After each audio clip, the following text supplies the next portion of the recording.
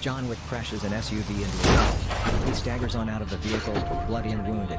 He puts pressure on a stab wound in his gut. As he crawls to the side, he takes out his phone and watches a video of his wife Helen on the beach.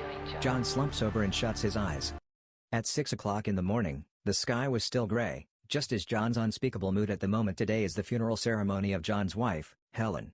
John's old friend Marcus approaches him to offer his condolences. After returning home from the funeral, John received a package after reading the letter that came with the box. Helen, who prepared for herself, has been tortured by disease for a long time.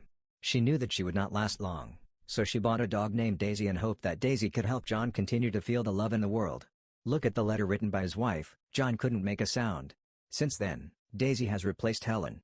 Stay by John's side every day. It accompanies John to sleep together, wakes John up in the morning, and gradually Daisy had become the only comfort in John's heart. Daisy had replaced Helen by John's side. One day, when John took Daisy out to pass a gas station, a small gangster came across. One of them, Yosef Tarahosev, son of mob boss Vigo Tarahosev, liked the car and offered to buy John's 69-year-old Ford Classic car. John didn't intend to sell his car, so he rejected the gangster.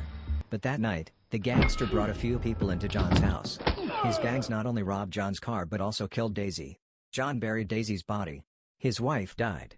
Now the dog left by his wife is also brutally killed. John is heartbroken. Like dead ashes, it is more of the anger emanating from the bottom of his heart. John washes off the blood on the floor. His brain keeps recalling the scenes of his wife falling down and Daisy being killed. Joseph takes John's car to a shop run by Aurelio. Aurelio immediately recognizes the car and demands to know where Joseph got it. Joseph brags about who he stole the car from and that he killed this person's dog. Aurelio slugs Joseph in the face. John comes to his friend Aurelio.